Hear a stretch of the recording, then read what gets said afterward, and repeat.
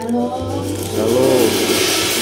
Berapa banyak yang hari ini datang penuh dengan sukacita? Lambaikan tangan. Tema hari ini kerukunan. Bila kita hidup rukun, sepakat berkat akan tercurah di hidup kita. Amin.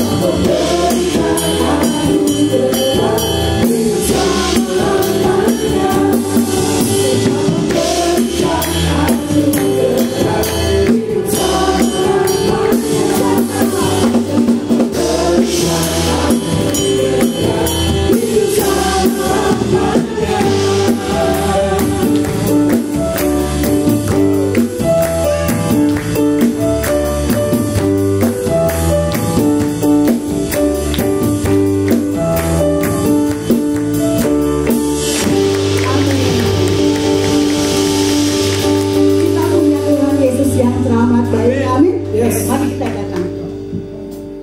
Tuhan ke depan pemenggahannya.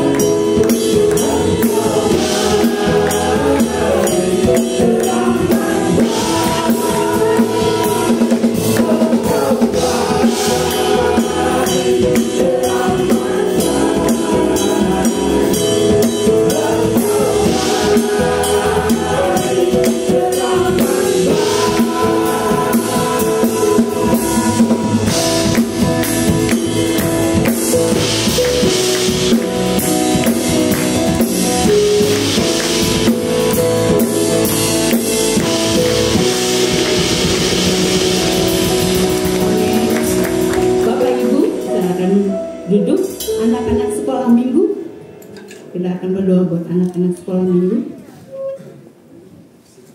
Ibu Nas berdoa buat anak-anak sekolah minggu.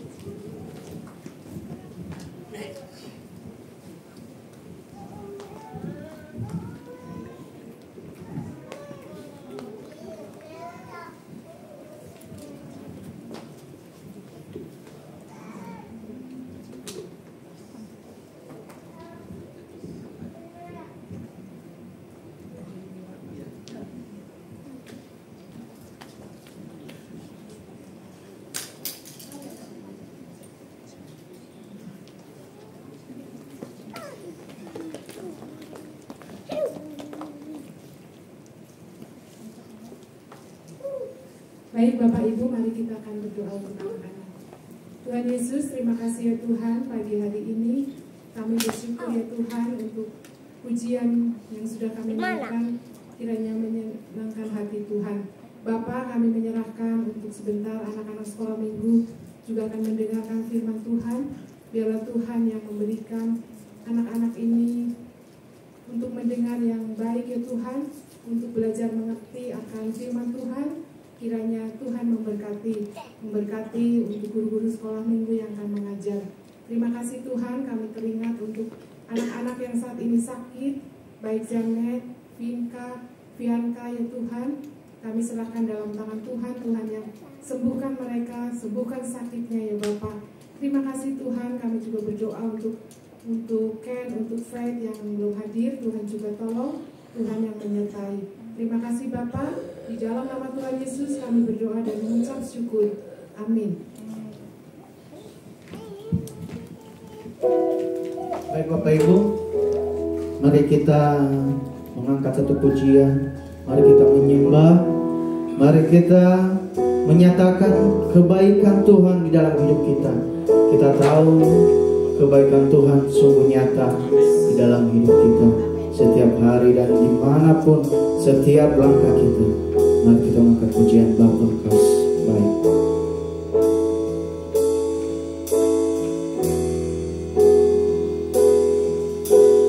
Bapa Engkau baik, Bapa Engkau baik, Kau selalu baik kepadaku. Bapa, ku cinta Kau.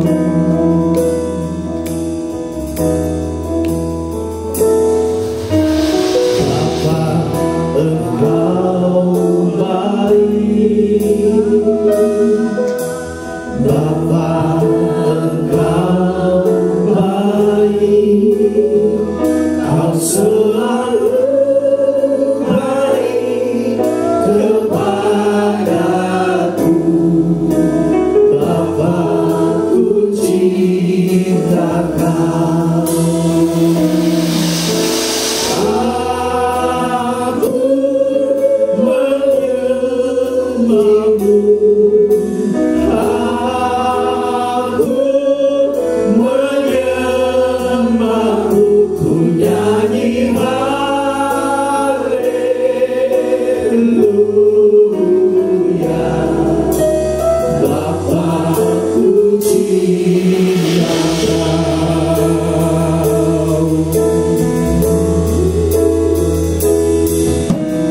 Bapa, Engkau baik, Bapa, Engkau baik, Kau selalu baik kepadaku. Bapa, ku cinta Kau. Bapa, Engkau baik, Bapa, Engkau baik, Kau selalu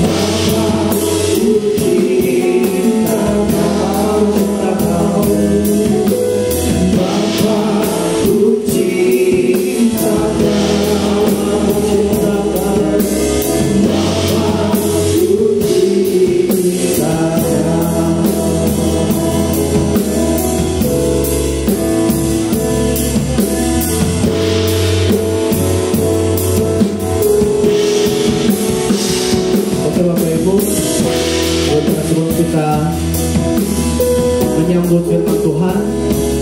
Mari kita mempersiapkan hati dan pikiran kita untuk menerima berkat. Biar firman Tuhan yang disampaikan pada pagi hari ini, yang disampaikan oleh Bapak Ariel, biar supaya menjadi panutan, menjadi tuntunan kita untuk selalu berjalan di jalan Tuhan. Karena Tuhan ingin selalu kita untuk berjalan di jalannya. Apapun yang kita alami, apapun yang kita kerjakan, bahkan di situasi apapun. Karena Tuhan, sebelum kita mengalaminya, Tuhan sudah mengalami. Di mana Tuhan, firman Tuhan yang telah menjadi manusia dan mengalami penderitaan untuk menebus dosa kita. Nanti kami serahkan kepada Pak Ari di akhir pujian untuk mengambil pelayanannya. Baik, mari kita mengangkat satu pujian dan menyatakan bahwa firman Tuhan telah menjadi manusia.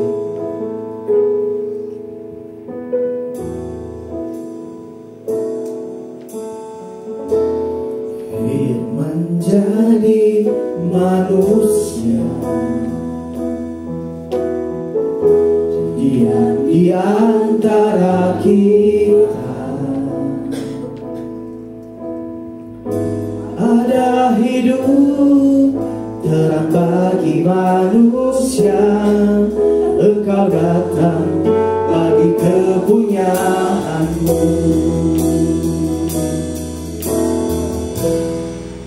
Menjadi manusia, diam di antara kita. Ada hidup terang bagi manusia. Engkau datang bagi kepunyaanmu. Kaulah juru selamatku,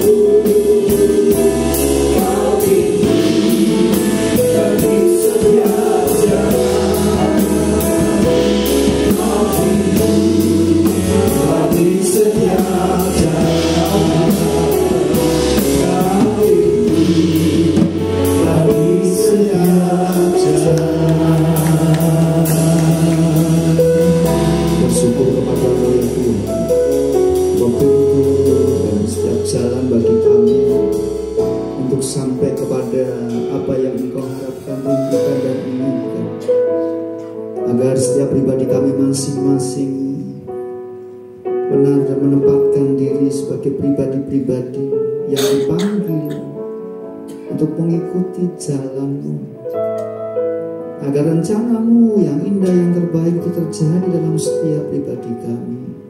Dan kami pun mau belajar menjadi penurut-penurut Tuhan, mengikuti apa yang menjadi kehendak Tuhan. Dan dari situlah kami boleh dapatkan Engkau punya rencana yang indah dalam pribadi kami. Biar setiap puji-pujian kami menjadi persembahan yang indah serta harum dan menyenangkan hati Tuhan. Dan sebentar kami akan merenungkan kebenaran firman-Mu. Mari Engkau membukakan setiap hati kami, menyiapkan setiap pribadi, menyiapkan setiap iman kami untuk menerima taburan benih firman-Mu. Dan firman-Mu ditabur di tanah yang baik, tumbuh berbuah, dan buahnya itu berlipat kali ganda untuk hormat bagi kemuliaan nama Tuhan dan bagi banyak orang. Siapkan setiap telinga dan setiap hati kami. Dalam nama-Mu Tuhan Yesus Kristus kami berdoa, dan yang siap mendengarkan firman Tuhan katakan sama-sama amin. Silakan duduk kembali. Baik, salam Bapak Ibu yang terkasih, puji nama Tuhan. Pada kesempatan pagi hari ini kita belajar tentang kasih persaudaraan. Apa sih kasih persaudaraan itu? Kasih yang dari Tuhan, yang mengikat dalam setiap pribadi kita, jadi orang-orang yang mempraktekkan apa yang menjadi tujuan dari kasih Tuhan. Kasih terbesar yang Tuhan berikan adalah ketika Dia menyelamatkan setiap pribadi kita bersama-sama. Mari kita akan buka Alkitab kita di dalam Kejadian pasal yang ke-45. Kitab Kejadian pasal yang ke-45, saya tidak membaca secara keseluruhan ayat, tapi kita akan belajar satu persatu, bahwa di dalamnya ada sebuah kisah yang menarik, kisah yang luar biasa. Boleh mungkin orang lain menganggap itu sebuah kisah legendaris, dramatikal, atau sebuah histori yang ketika dirunut peristiwanya, dirunut sejarahnya, akan nampak apa pesan dari kisah tersebut. Kejadian pasal 45 menggambarkan sebuah pertemuan yang dramatis antara Yusuf dan saudara-saudaranya. Setelah dia dijual, setelah dia menjadi budak, setelah dia menjadi penafsir juru mimpi atau juru mimpi, setelah dia dipakai Tuhan, pada akhirnya menjadi orang yang sukses, menjadi orang nomor 2 di Mesir. Kembali kepada pertemuan yang dirasakan, yang dialami oleh seorang Yusuf, maka kita melihat ada satu jenjang perbedaan yang nampak, bahwa ini menjadi sebuah gambaran yang berbeda dari kisah secara umum. Boleh dibantu? Oke. Mari kita mau belajar dari kisah Yusuf ini tentang historisnya dulu, supaya kita tahu, supaya kita paham ya siapa Yusuf ini. Di dalam Kejadian pasal yang ke-45 diceritakan panjang lebar tentang Yusuf, tentang keluarganya, tentang pribadinya, tentang apa yang menjadi tujuan hidupnya. Sekalipun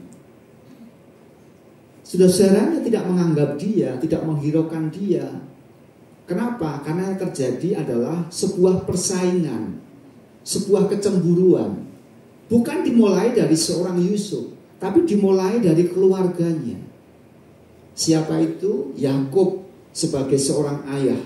Saya katakan ini merupakan potret dari sebuah keluarga yang penuh dengan konflik. Dimulai ketika Yakub pergi melarikan diri sampai ke rumah Laban. Bertemulah dia dengan Lea dan Rachel. Di dalam sebuah pandangan tradisi, yang harus nikah duluan itu adalah kakaknya, Lea. Ya, kesepakatan terjadi, tetapi yang muncul dalam sebuah pernikahan adalah dia menyayangi Rachel, suka dengan Rachel, tapi yang muncul dalam sebuah pernikahan adalah Lea. sangat kecewa, sangat disayangkan kenapa itu terjadi. Lalu pamannya Laban berkata, engkau harus mengabdi, engkau harus bekerja kepadaku 7 tahun lagi. Nah, dari kisah ini sebuah konflik. Bagi Yusuf merupakan sebuah konflik. Tapi bagi pamannya Laban ini hal yang biasa. Persaingan antar saudara Lea dan Rahel, dan pada akhirnya dari keturunan-keturunannya. Lalu yang kedua, ketika Yusuf lahir, maka Yusuf ini menjadi kesayangan Yakub dibanding anak-anaknya.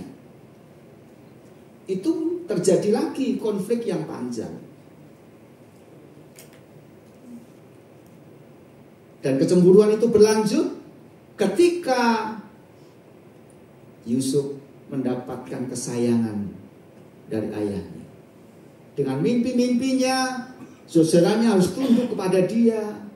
Dianggapnya Yusuf ini anak yang tidak baik. Mengapa? Kakak-kakaknya lebih tua, lebih mengerti, lebih paham, lebih tahu kondisinya, situasinya, tapi harus menyembah kepada dia. Dan pada akhirnya yang terjadi, Yusuf dijual. Dan dijualnya pun bukan sebagai orang baik, tapi diperlakukan sebagai budak. Nah, nanti Bapak Ibu bisa membaca Kejadian pasal 45 ayat pertama sampai ayat yang terakhir, di ayat yang ke-28. Tapi cukup dari ayat pertama sampai ayat yang ke-15 kita tahu kesalahan, ketidakbenaran, ketidaknyamanan yang dialami oleh Yusuf. Maka yang terjadi adalah sebuah kesalahan.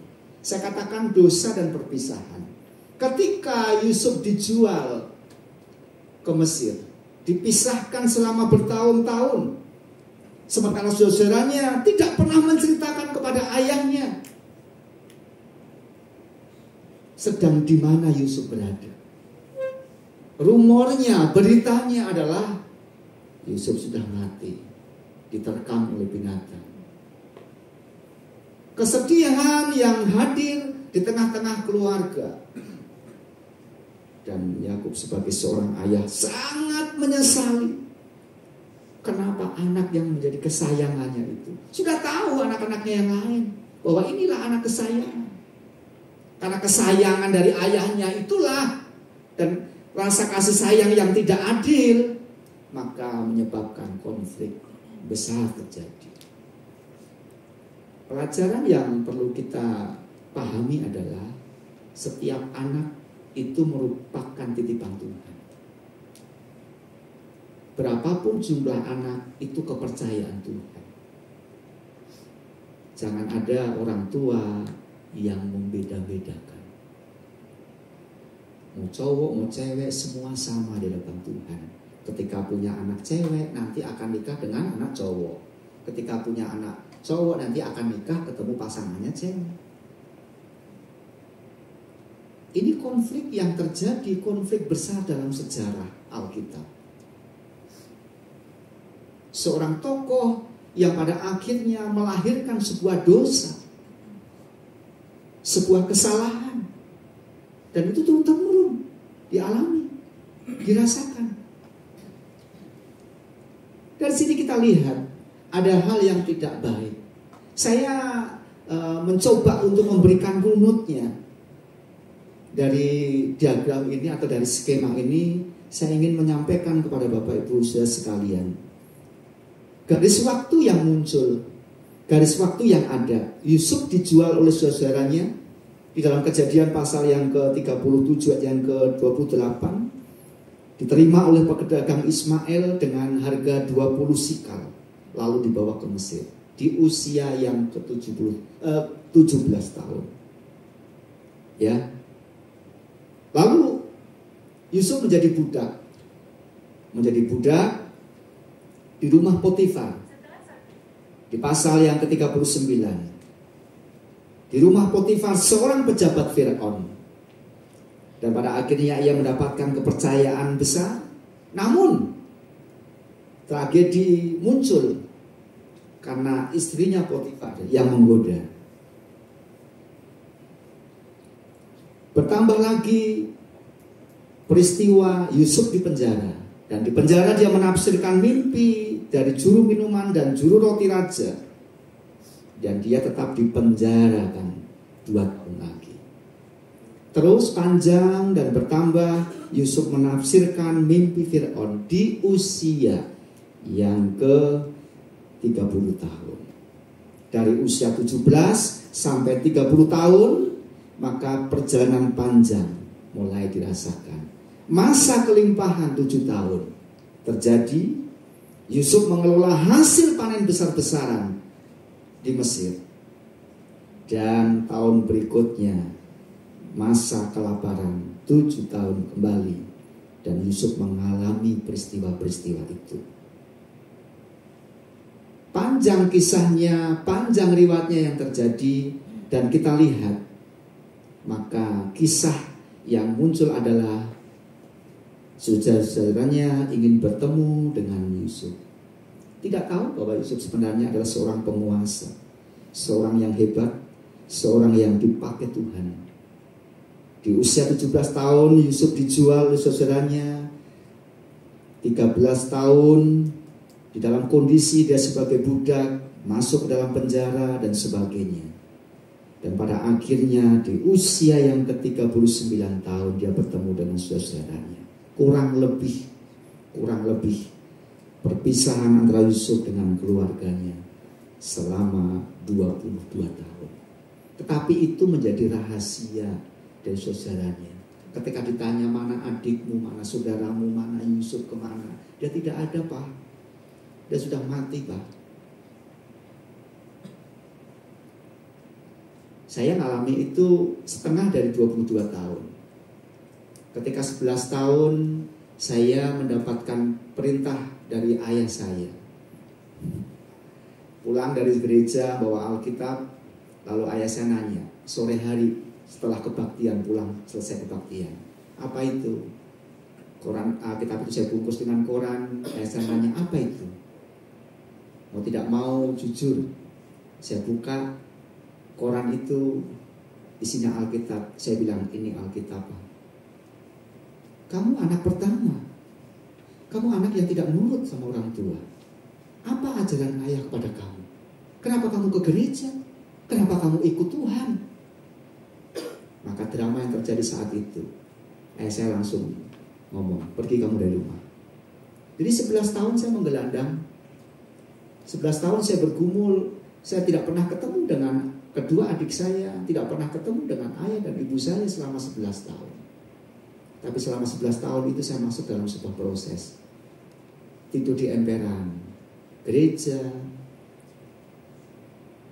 dengan pergumulan di usia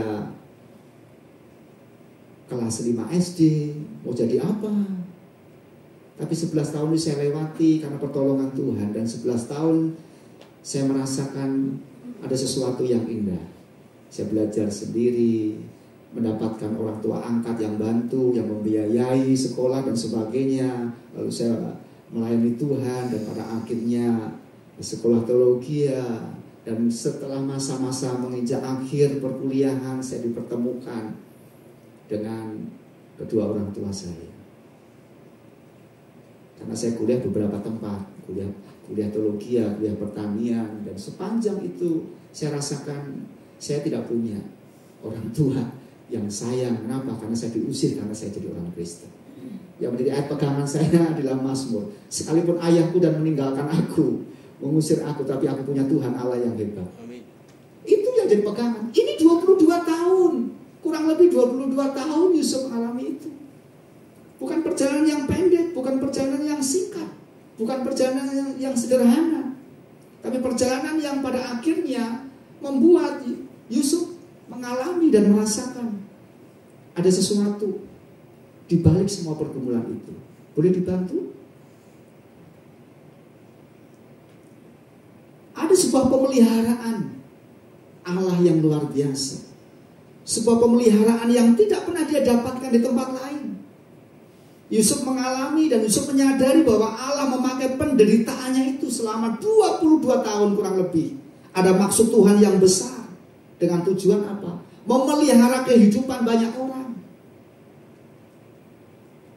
Di masa-masa kelimpahan, di masa-masa kelaparan, ada rencana Tuhan yang besar. Saya pikir bukan karena sejarah dan peristiwa alam saja. Pasti ada keterlibatan Allah yang ingin melibatkan Yusuf. Nih, anak yang dulu engkau buang, anak yang dulu engkau jual, saudara yang engkau tidak hiraukan, yang tidak dianggap di dalam keluarga, karena mendapatkan kasih sayang dari ayahnya yang berlebihan mungkin menurut pandangan dari saudara. Tapi Tuhan ambil, Tuhan jadikan, dan Tuhan berikan posisi yang baik. Meskipun Yusuf menderita, Allah menyertainya dan mengangkatnya menjadi penguasa kedua di Mesir. Siapa yang menyangka itu? Tidak ada yang tahu. Semua ada dalam rahasia Tuhan. Semua ada dalam rencana Tuhan. Jadi jikalau kehidupan kita hari-hari ini sedang kita berpikir, nggak tahu Tuhan maksudnya apa, ada sesuatu. Pandemi lewat, pergumulan udah lewat, tapi masih ada sisa-sisa pandemi yang menyebabkan ekonomi tidak berjalan dengan baik, ekonomi tidak berjalan dengan lancar, yang menyebabkan usaha mulai mengincar usaha yang lain, pindah sana, pindah sini, dan sebagainya. Ingat, ada maksud Tuhan. Saya tidak tahu masing-masing terhadap Tuhan, rencana Tuhan terhadap pribadi masing-masing. Buat saya 11 tahun sudah cukup. Buat Yusuf kurang lebih 22 tahun. Buat kita masing-masing tidak tahu apa yang terjadi. Dan kapan waktunya, berapa saatnya, berapa pendeknya, berapa lamanya.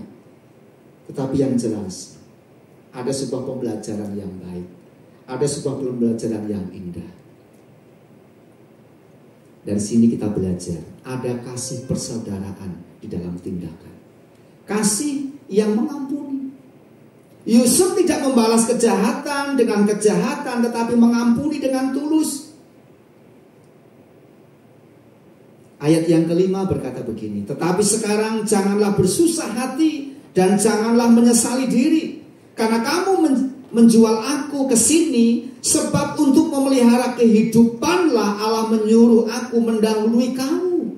Itu yang disampaikan oleh Yusuf kepada saudaranya.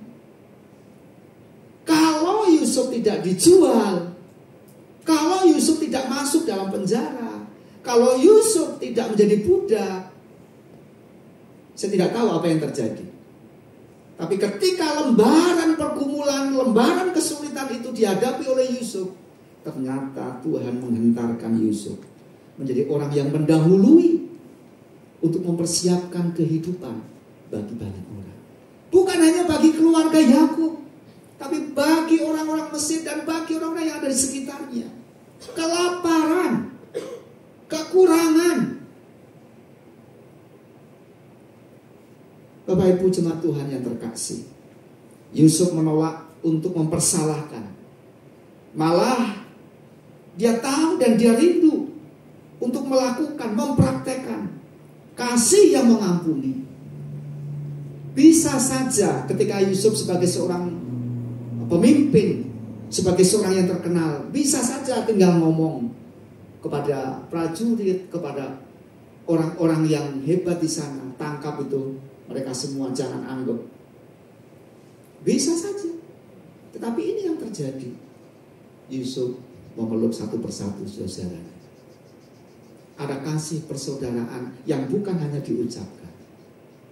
Kasih persaudaraan yang hanya bukan dinyanyikan. Ku kasihi kau dengan kasih Tuhan, hanya sebatas ucapan, hanya sebatas di bibir, hanya sebatas di mulut.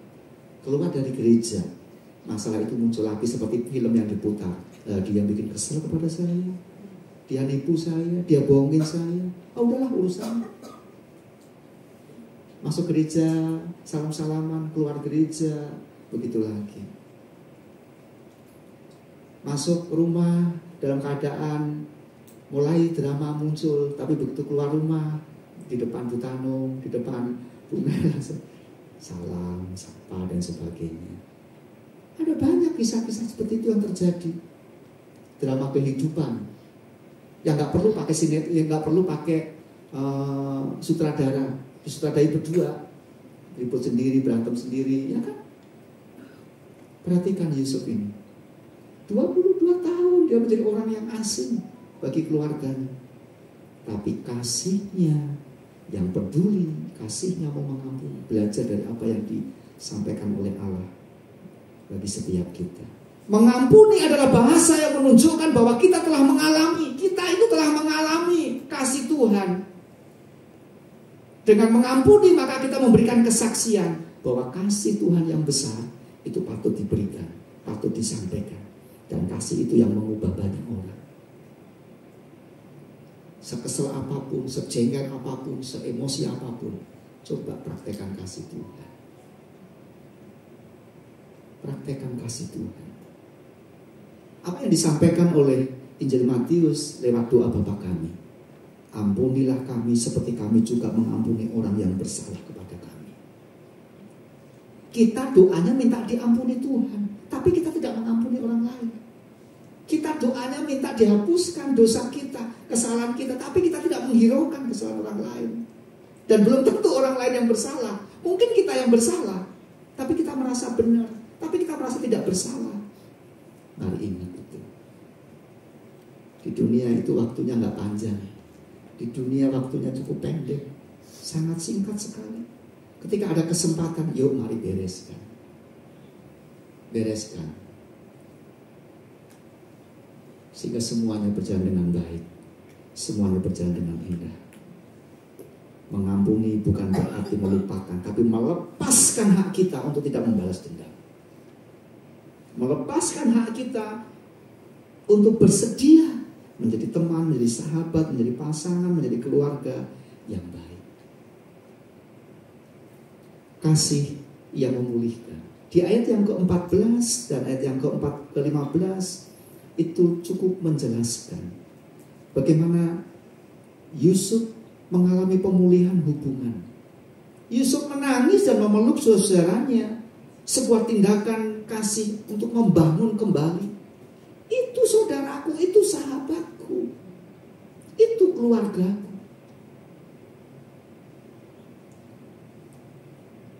Kasih persaudaraan ini bukan hanya soal darah.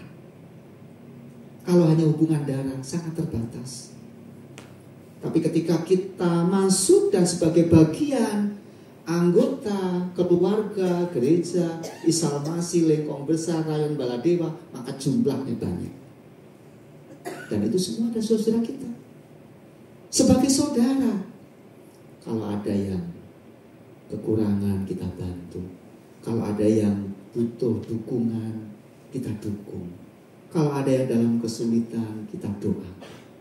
Sebagai saudara, sebagai keluarga besar di dalam Tuhan. Bapak Ibu tahu nggak? Saya itu sebenarnya cucunya Abraham. Semua juga cucunya Abraham kalau dirunut. Ya enggak? Ya cucunya Adam atau cicitnya Adam. Semua adalah keluarga besar. Oleh sebab itu keluar dari sini satu dengan yang lain ketika salaman. Jadi salamannya bukan hanya kepada saya dan nanti tim yang akan di depan. Semua. Begitu datang, selamat pagi, selamat beribadah. Selesai, selamat pagi, selamat menjalani kehidupan selama 1 minggu, selama sepekan. Doh, indah kan? Hah? Itu luar biasa. Akan memberi semangat. Lalu Sabtu depan akan berpikir lagi, kapan ya hari Minggu? Saya mau datang lagi. Kenapa? Ternyata kalau salaman tuh enak amat. Saya menghimbau, kalau Bapak Ibu bukan hanya asal saja, siapapun ketika salaman, tolong ditatap wajahnya. Adakah wajah kemuliaan Bapak atau enggak? Jangan salaman, ya. Itu paling saya enggak senang. Enggak bagus lah. Kalau salaman, perhatikan tatap wajahnya. Katakan, Pak Sahat bajunya bagus, putih bersih. Senang. Jadi ditatap.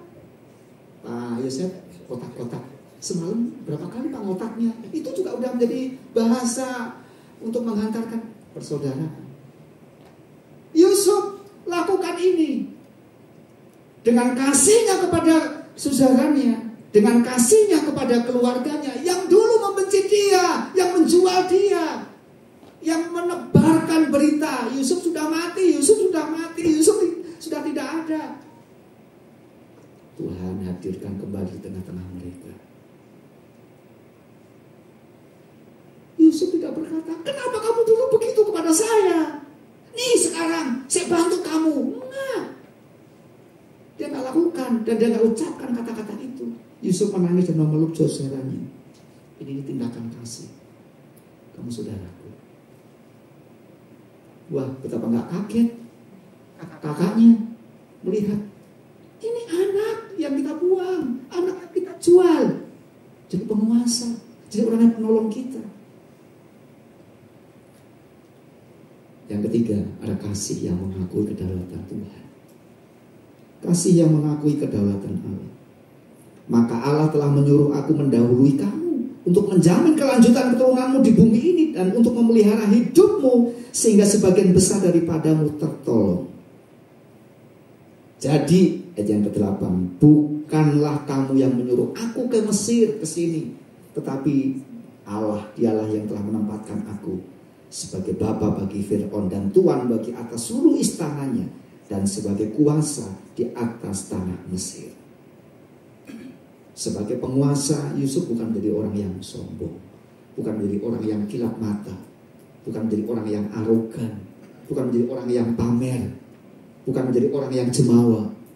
Tapi dia menjadi pribadi yang menyadari selama kurang lebih 22 tahun dia dibentuk oleh Allah dan dimunculkan sebagai pribadi yang bisa menyelamatkan banyak orang. Perhatikan fotonya itu, gambarnya. Saya mencari di mana Yusuf menyesal, dia menangis, dia sembunyi di balik satu halangan. Dia lihat itu, saudara-saudaraku, terbayang.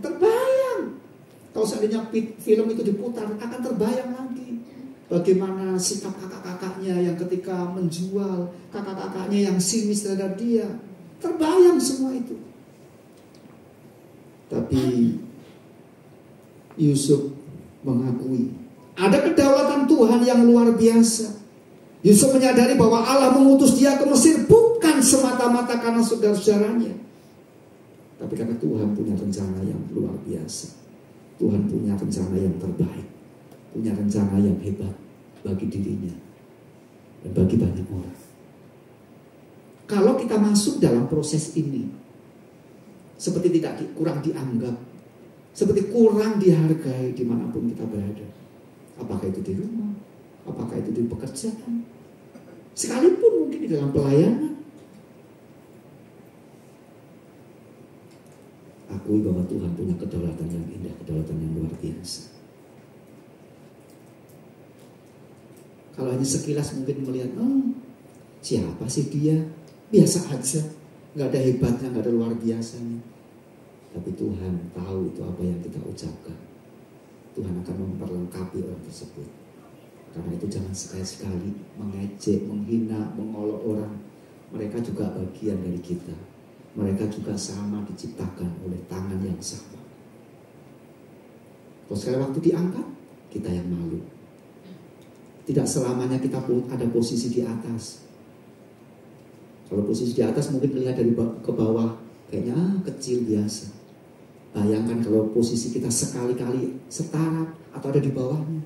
Aduh, dia jadi pemimpin. Malu. Karena itu pelajaran yang disampaikan dari peristiwa Yusuf ini, kita tahu Yusuf melihat tangan Allah atas hidupnya. Dan sejak itu dia menyadari Tuhan bisa memakai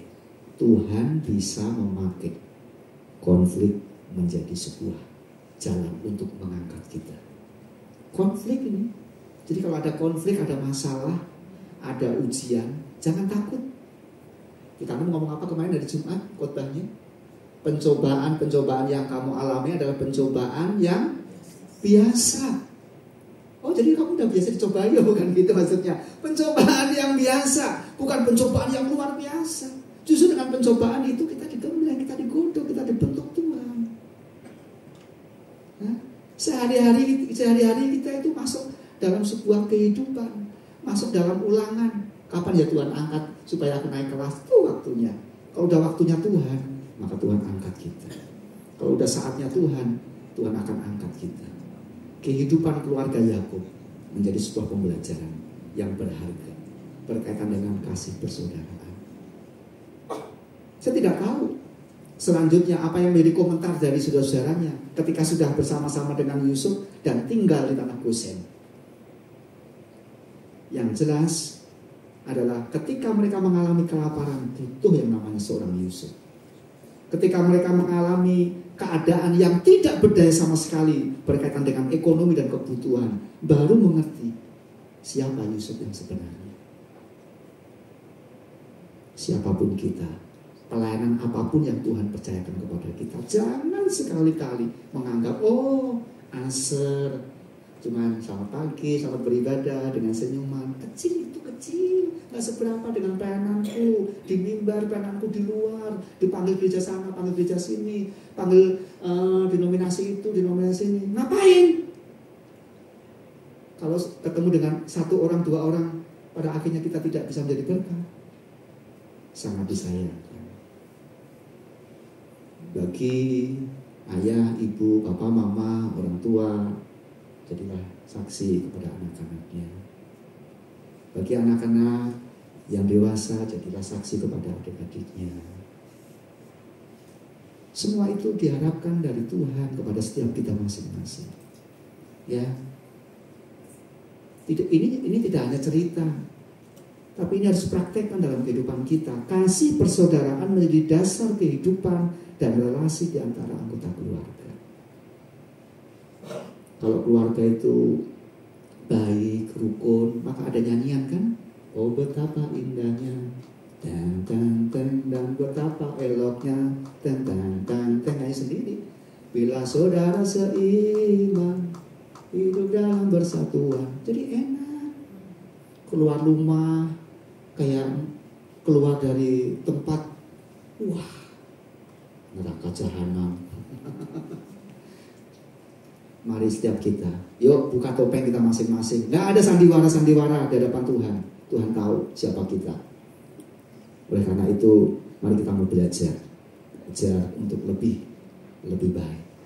Tuhan mau supaya kasih persaudaraan kita yang kuat ini mewarnai kehidupan.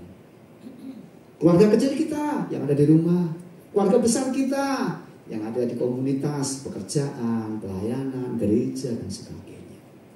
Kita itu baru sebagian kecil. Ketika dikumpulkan Lengkong, Besar, maka Cibaduyut, Arca Manik, Ujung Berung, Gandawijaya, Baladewa, semua kumpul, jumlahnya makin banyak. Kalau dari jumlah yang belum banyak ini, susah untuk mempraktekkan ini. Apalagi dengan jumlah yang besar. Cuek, keluar gereja ya sudah, lulu gue. Nah mikir. Yuk mari kita bangun komunitas yang solid, komunitas yang teguh, komunitas yang saling memperhatikan, komunitas yang saling peduli.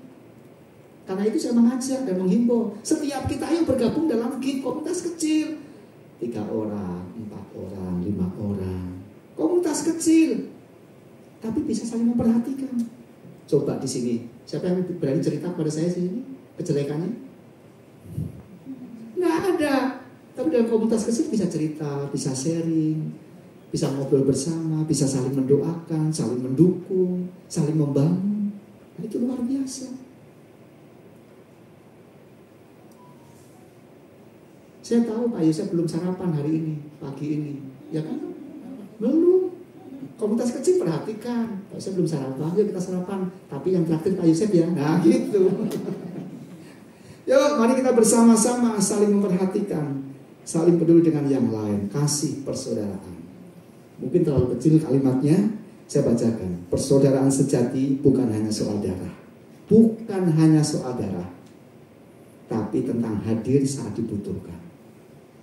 Ketika kita dalam pergumulan, ada seorang yang bertanya, kenapa sih wajahmu murung begini, wajahmu tidak semangat, tidak begini? Oh sebenarnya aku punya pergumulan. Ya udah, ayo cerita, kita doakan tuh. Bukan hanya soal darah, tidak satu darah, tapi bisa sama darah kan, golongan darahnya maksudnya bisa sama. Tapi itu bisa hadir saat dibutuhkan. Tindakan kecil dari kasih dapat membangun jembatan yang besar dalam persaudaraan. Ya, jembatan asa yang dibangun itu membuat persatuan supaya mereka bisa menyeberang dengan baik. Program-program SCTI atau apa itu. Nah, persaudaraan kita, kekeluargaan kita itu menjadi jembatan yang luar biasa. Untuk membawa siapa? Membawa teman-teman kita, saudara kita, bahkan orang lain yang tidak mengenal Tuhan. Kita bawa. Kasih persaudaraan bukan diukur dari seberapa sering kita berbicara. Bukan sering seberapa kita berbicara, tapi bagaimana kita peduli dan bagaimana kita bertindak. Karena itu, ucapan lanjutkan dengan sebuah tindakan. Persaudaraan sejati terlihat saat kita memberi tanpa pamrih, mendengar tanpa menghakimi, dan membantu tanpa diminta. Pak, saya bukan malaikat. Betul, bukan malaikat. Karena kalau aku malaikat bukan di sini tempatnya. Kita sama-sama manusia, tapi mencoba untuk kita empati, mencoba untuk kita simpati. Kalimat simpati itu bukan hanya diucapkan turut bersimpati atas ini saudaraku, ini bukan. Tapi setiap waktu, setiap saat kita bisa bersimpati, kita bisa berempati. Lewat tindakan itu maka kita mencoba untuk mempraktekkan kasih Tuhan. Jangan hanya berkata, aku peduli kepadamu, tapi tunjukkan lewat tindakanmu. Karena kasih yang sejati itu bergerak, bukan hanya berbicara. Ketika saya bilang bergerak semua bergerak untuk menunjukkan kasih. Ketika satu saudara kita jatuh, maka saudara sahabat sejati mengulurkan tangan tanpa menunggu untuk diminta. Aku dalam keadaan begini kok dibiarkan? Sudah otomatis kita siap tolong. Karena itu dengan jumlah yang ada ini, biarlah kita bersama-sama untuk berbagi. Berbagi apa? Berbagi kasih, berbagi persaudaraan, berbagi kekeluargaan. Kasih persaudaraan menjadi kesempatan bagi kita untuk mempraktikkan. Oleh sebab itu, kesempatan pagi ini, yuk mari kita evaluasi diri kita masing-masing. Adakah sesuatu yang mungkin kemarin-kemarin kita lupakan? Dari hal yang kecil dan sederhana. Saya ngomong jujur apa adanya. Setelah saya jatuh kurang lebih 13 meter ya, itu gereja memang tinggi. Jadi sekarang dibangun balkonnya tinggi sekali, besar gereja itu. Saya sedang mendekor sebelum Natal, tapi saya mendekor menggunakan tangga bambu. Ya, ini sudah di keramik begitu ya. Di bawah ini ada kolam baptisan. Saya sedang mendekor, saya naik tangga bambu itu yang tinggi. Teman saya pegang di bawah. Oke, saya lagi pasang dekor di atas. Tema Natal. Lagi asik-asiknya saya pasang. Tahu yang terjadi? Teman saya pergi. Nggak ada yang pegang itu tangga bambu. Apa yang terjadi? Merosotlah saya. Jadi berpegangan dengan bambu, dengan tangga bambu itu sudah jatuh ketimpa tangga, yaitu nasib saya. Ini tangga di bawah badan saya, tangan saya masuk ke sini pegangan. Jadi ini cacat seumur hidup. Dengan cacat ini, dua jari saya ini fungsinya kurang bagus. Jadi kalau saya masukin kancing bagian kiri atau menggunakan tangan kanan, susah. Jadi saya selalu minta istri saya, tolong dimasukin. Susah, nggak bisa masuk-masuk. Ini kayak semutan ya bukan. Gimana ya rasanya, beda gitu. Saya membutuhkan seorang istri. Ini sederhana, memasukkan kancing, tapi saya nggak bisa. Demi memasukkan kancing ini, saya harus buka baju lagi. Buka baju, pakai tangan kiri untuk masukkan kancing. Terus saya pakai lagi kelamaan. Tadi maaf di depan lagi doa, saya minta tolong istri saya, ini satu kancing saya. Aneh. Sebuah perkara kecil bisa berdampak kepada hal yang besar. Perkara sederhana yang sangat sepele bisa kita lakukan sebagai sarana, sebagai jembatan untuk mempraktekkan kasih persaudaraan kita. Ya, saya tidak pamer, memang kenyataannya begitu. Ini tangan saya, dua jari ini susah. Kalau dilihat kelihatan kayak keriput, kelihatan. Yaitu efek dari saya jatuh. Dari sini mari kita mau belajar. Yuk Bapak Ibu Saudara, dimanapun kita ada dan berada, praktekkan kasih persaudaraan. Kita semua saudara, kita semua keluarga. Ya, boleh pemusiknya naik. Saya minta satu lagu, maaf ya. Dalam Yesus kita bersaudara, dan semua bangkit berdiri. Pada saat kita menyanyikan, mari kita salam-salaman. Siapa yang punya rasa nggak enak dengan di antara kita, datangin, salamin. Bila perlu dipeluk, maafin saya. Kemarin saya lupa. komen saya. Belum, nanti, jangan buru-buru.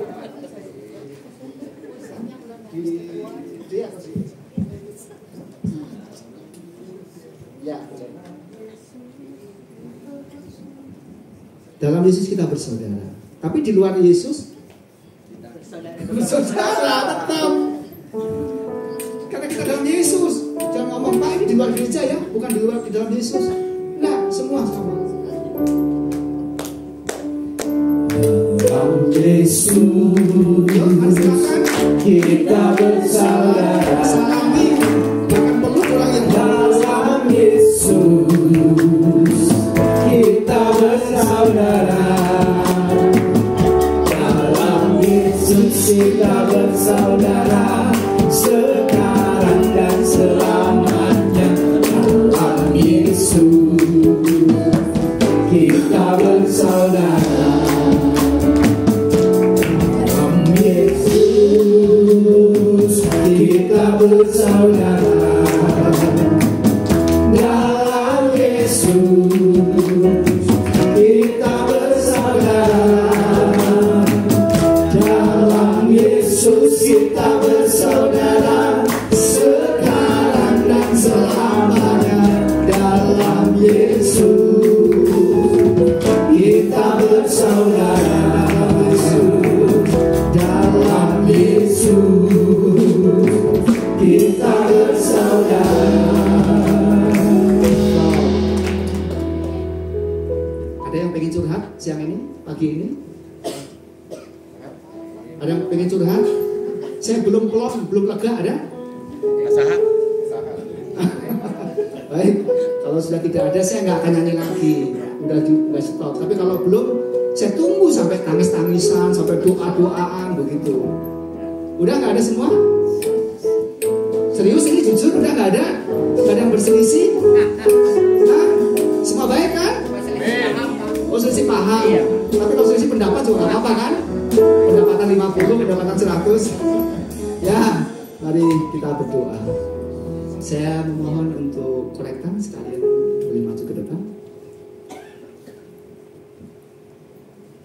Mari kita persiapkan memberikan yang terbaik bagi Tuhan. Ya, mari kita berdoa. Kembali kami mengucap syukur ya Tuhan.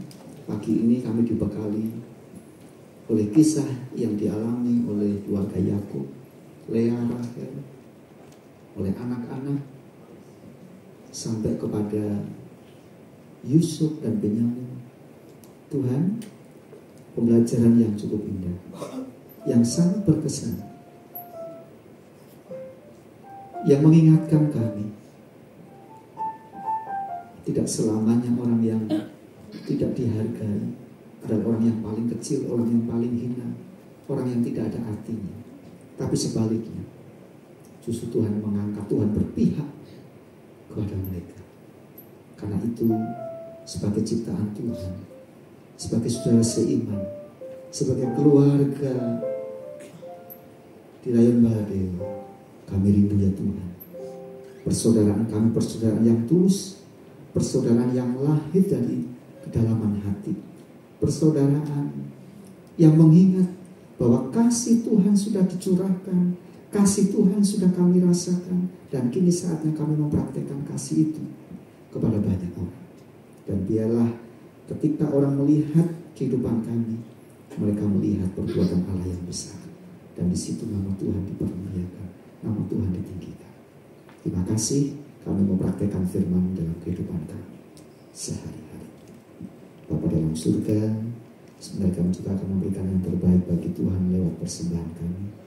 Engkau sudah memelihara kami di sepekan, dan kini saatnya kami persembahkan untuk mendukung pekerjaan Tuhan di dalam Baladeo. Tuhan menolong agar apa yang kami berikan keluar dari hati kami yang tulus, karena kami tahu bahwa ini ketika kami persembahkan kepada Tuhan, maka itu menjadi korban yang indah dan menyenangkan hati Tuhan.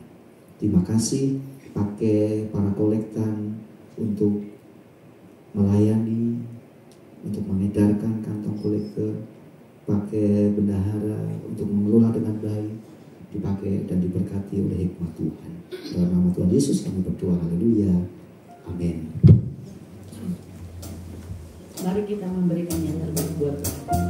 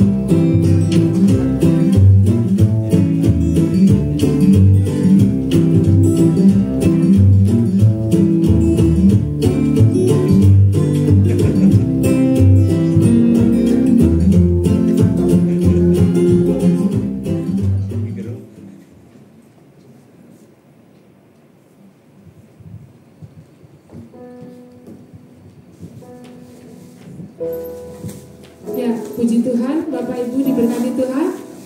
Amin ya. Terima kasih Pak Arya untuk firman-Nya. Baik Bapak Ibu, saya akan mengingatkan untuk beberapa kegiatan kita sepekan. Untuk hari Senin ada latihan angklung jam 5 sore. Jadi berjalan seperti biasa. Kemudian gift hari Rabu berjalan seperti biasa jam 10 pagi. Hari Kamis jam 6 sore. Kegiatan prayer encounter hari Jumat, hari spesial HUT Gia Lengkong Besar di sini ditiadakan dan kita akan gabung di Gia Lengkong Besar. Bagi yang mau ikut dan berangkat bersama-sama dari GH, mohon kumpul jam 6 sore. Jadi jam 6 kumpul langsung berangkat ke Lengkong Besar. Dan harap mendaftar. Nanti pendaftaran akan di-share di grup pengumuman jemaat. Kemudian pada hari Minggu depan tanggal 6 Juli akan ada penyerahan anak dari Bapak Hansel dan Ibu Michelle di dalam rangkaian ibadah hari Minggu 6 Juli minggu depan ya Bapak Ibu. Kemudian bagi jemaat diakonia setelah ibadah ini mohon tunggu sebentar di lantai dasar untuk mengambil diakonia kepada saya ataupun nanti kepada Bapak Tommy. Baik, saya ucapkan selamat datang untuk Bapak Penatua Buyung dan tim yang sudah hadir pagi hari ini di tengah-tengah ibadah kita. Mohon berdiri Bapak Ibu dan Ibu Bu Sinta, Bapak Buyung, supaya jemaat bisa lihat. Terima kasih. Juga saya ucapkan untuk jemaat yang baru pertama kali hadir. Tadi saya lihat ada, boleh bangkit berdiri Pak. Selamat datang di gereja kami dari Aisalmasi Rayon Baladewa. Dari Bandung apa Semarang ya Pak? Oh dari Jakarta ya. Selamat datang Pak. Terima kasih untuk kedatangannya pagi hari ini. Selamat bergabung, Tuhan Yesus memberkati. Baik Bapak Ibu, hari ini kita akan merayakan ulang tahun di bulan Juni.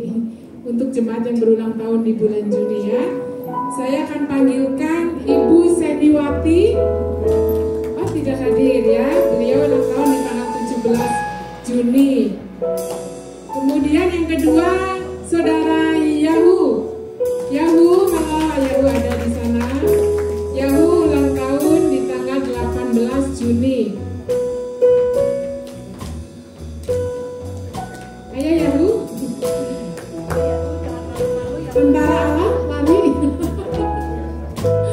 Ya baik. Kemudian emak segala bangsa ya kalau disebut gitu ya. Emak kita kemana ini? Ya Ibu Kumala Anjani. Ya beliau sudah berangkat ke Gialenggong Besar karena akan ada pelayanan.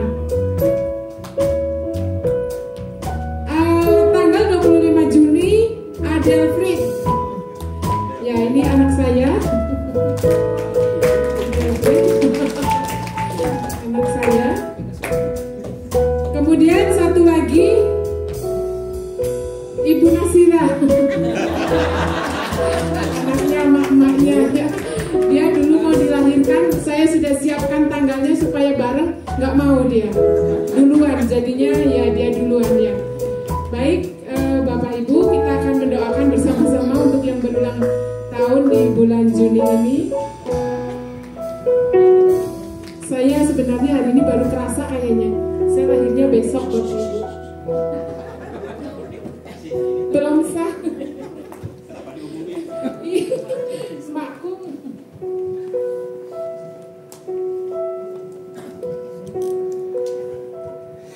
Oh, nyanyi Bang. Saya di bawah Bang.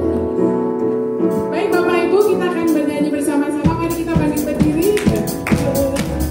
Happy birthday to you. Happy birthday to you. Happy birthday, happy birthday, happy birthday to you. Happy birthday to you. Happy birthday to you. Happy birthday, happy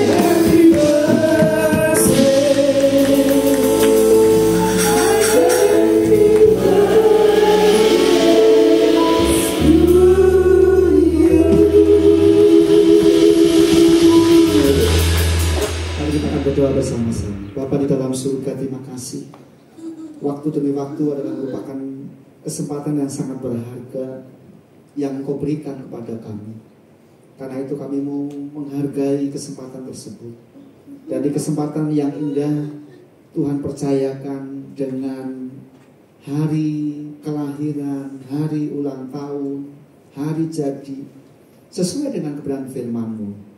Umur panjang di tangan kanannya dan di tangan kirinya, segala limpah rahmat anugerah Tuhan.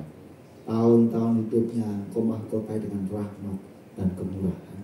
Bapa, mari Engkau memberkati Ibu Seniwati, Engkau memelihara dengan kasih setiamu sebagai oma, sebagai mama, sebagai mertua. Tuhan pakai kekuatan kesehatan, Tuhan berikan, Tuhan alirkan, Tuhan limpahkan.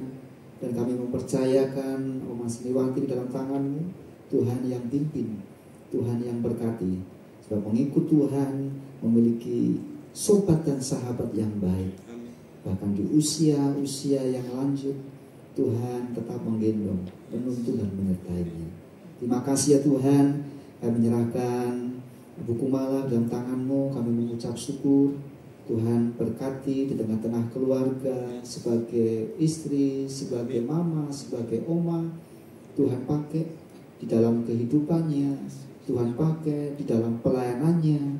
Semakin banyak orang yang diberkati lewat penyampaian, motivasi, dan firman Tuhan yang disampaikan. Tuhan tambah-tambahkan. Jika kesempatan siang ini melayani pekerjaan Tuhan di Ibadah Raya 3 Lingkong Besar, Tuhan pakai, Tuhan urapi, Tuhan sertai, dan Tuhan perlengkapi. Di dalam doa kerinduan dan harapan, serta dalam pergumulan, Tuhan menolong Ibu Kumala dengan kasih dan kebaikan-Mu. Terima kasih, menyerahkan dalam tangan-Mu untuk Adelfrid ya Tuhan, Engkau berkati. Kami mengucap syukur perjalanan masa remajanya disertai oleh Tuhan. Kami mengucap syukur Tuhan melewatkan semua kesulitan kesukaran dan memimpinnya dalam berkat Tuhan. Dan kami mengucap syukur untuk studinya tinggal 1 tahap lagi, Tuhan yang tolong sehingga di tugas akhir dan juga untuk sidang akhir Tuhan memberkati dan berhasil menjadi pribadi yang boleh melayani Tuhan, mendukung pekerjaan Tuhan, dan memberkati usaha pekerjaannya, masa depannya, cipta-ciptanya. Bapak memberkati Yahu, terima kasih buat pemeliharaan Tuhan hingga sampai SMA. Tuhan menolongnya, dan kami mengucap syukur boleh mendapatkan kesempatan untuk masuk dan persiapan masuk kuliah di ITB. Itu semua karena pertolongan-Mu. Olehnya itu Tuhan menyertai, Tuhan menolong. Engkau mengangkat Yahu di tengah-tengah pergumulan dan kehidupan. Orang yang melayani Tuhan, Engkau menolong dan menyertai, memberkati, mencukupkan, memberikan kekuatan kesehatan, memberkati Bapak Mamanya dengan kasih kemurahan, doa kerinduan dan harapannya. Tuhan menolong dan memberkati. Terima kasih, menyerahkan penasihat dalam tangan-Mu, Tuhan yang pimpin selalu. Bersyukur kepada Tuhan buat pemeliharaan-Mu yang luar biasa hingga sampai di usianya bertambah. Engkau menolongnya, Engkau menyertainya, Engkau memberkatinya dengan kasih anugerah, kemurahan serta kebaikan. Tambah-tambahkan hikmat-Mu dalam melayani dan dalam keluarga, sebagai istri, sebagai mama. Terima kasih, dipermuliakan nama Tuhan. Kami mengucap syukur dan kami menaikkan doa kami di dalam nama Tuhan Yesus Kristus.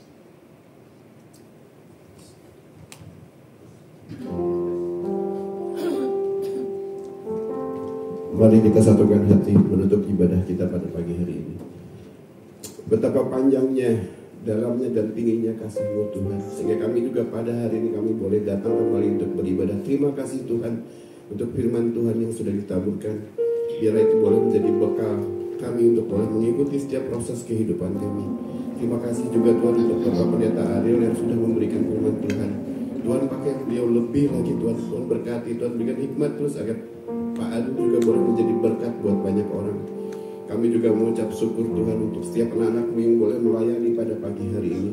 Kami menyerahkan baik worship leader, pemain musik Tuhan, juga untuk multimedia, semuanya ke dalam tangan-Mu Tuhan. Upah mereka tidak akan pernah sia-sia di hadapan-Mu. Kami menyerahkan terus ibadah kami ini ke dalam tangan-Mu Tuhan. Kami teringat juga Tuhan untuk jemaat-jemaat kami yang saat ini tidak bisa hadir bersama kami. Ya Tuhan memberkati mereka dimanapun mereka berada. Ketika mereka mengalami lemah, tubuh sakit, Tuhan memberikan kekuatan, bahkan kesehatan buat mereka. Tuhan jamah dan sembuhkan mereka Tuhan, sehingga minggu depan juga mereka boleh merasakan kasih Tuhan di tempat ini seperti kami juga Tuhan. Terima kasih Tuhan untuk semuanya. Bahkan kami juga Tuhan mau menyerahkan kota kami ke dalam tangan-Mu Tuhan. Kami serahkan Bapak Farhan sebagai wali kota. Kami serahkan Bapak Kang Deddy Mulyadi sebagai gubernur Jawa Barat Tuhan. Kami juga menyerahkan Pak Prabowo dan Gibran sebagai presiden dan wakil presiden ke dalam tangan-Mu. Tuhan berikan mereka hikmat sehingga mereka juga boleh memerintah negara ini dengan baik Tuhan, dengan benar. Kami menyerahkan semua ke dalam tangan-Mu Tuhan, biar mereka juga boleh takut akan Tuhan. Terima kasih Tuhan, kami menyerahkan masa depan negara ini ke dalam tangan-Mu Tuhan. Kami percaya Tuhan, negara ini adalah milik-Mu Tuhan. Biar Kau yang terus mengurapi, menyertai negara ini juga boleh menjadi negara yang takut akan Kau Tuhan. Terima kasih Tuhan, kami menyerahkan terus ibadah ini ke dalam tangan-Mu. Dalam nama Tuhan Yesus kami sudah berdoa dan ucap syukur.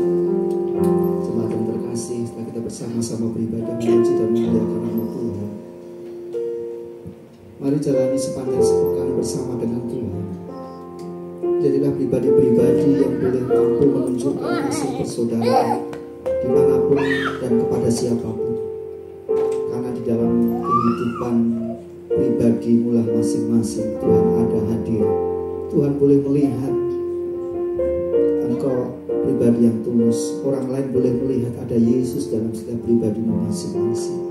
Percayalah, Tuhan selalu menyertai dan membawa engkau melewati pergumulan demi pergumulan masuk di dalam rencana Tuhan yang indah. Mari arahkan mata hati, tengadahkan tangan, dan terimalah berkat. Tuhan memberkati engkau dan melindungi engkau. Tuhan menyinari engkau dengan wajahnya dan memberi engkau kasih karunia. Tuhan menghadapkan wajahnya kepadamu dan memberi engkau damai dan sejahtera.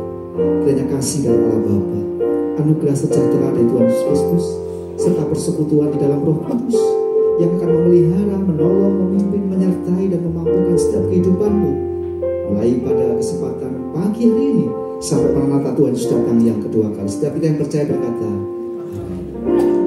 pujian hormat syukur selalu